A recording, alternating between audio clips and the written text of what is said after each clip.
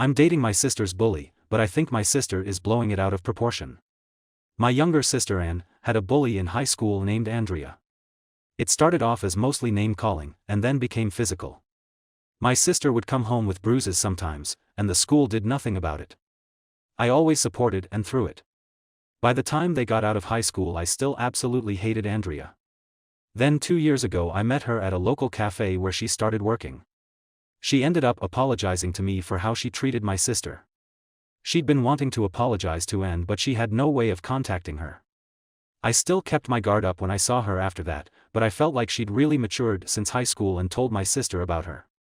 And wasn't interested in any apologies, which I get, but I decided to try convince Anne that Andrea has changed and maybe they could even be friends. I kept talking to Andrea and she asked me out on a date after a few months. I figured my sister would be happy for me, regardless of her and Andrea's past. Either way, I never told Anne.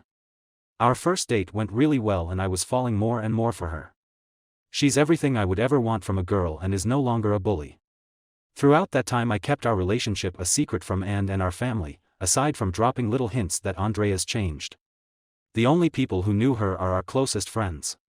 Then when I was confident I really wanted to be with Andrea, I told my parents first, who were shocked but were willing to meet her, then and who told me she'd disown me if I brought Andrea home. I didn't take her seriously since I did so much for her and thought she could put her feelings aside just this one time. We set up a date for Andrea to meet my family and aside from Anne not showing up it went really well and my parents warmed up to her. So everything was going well until one day Anne went off on me, said some truly awful things and threatened to go no contact with me and my parents if I didn't break up with Andrea and they kept her out of our house. No matter how much I begged her to give Andrea a chance she kept bashing my relationship.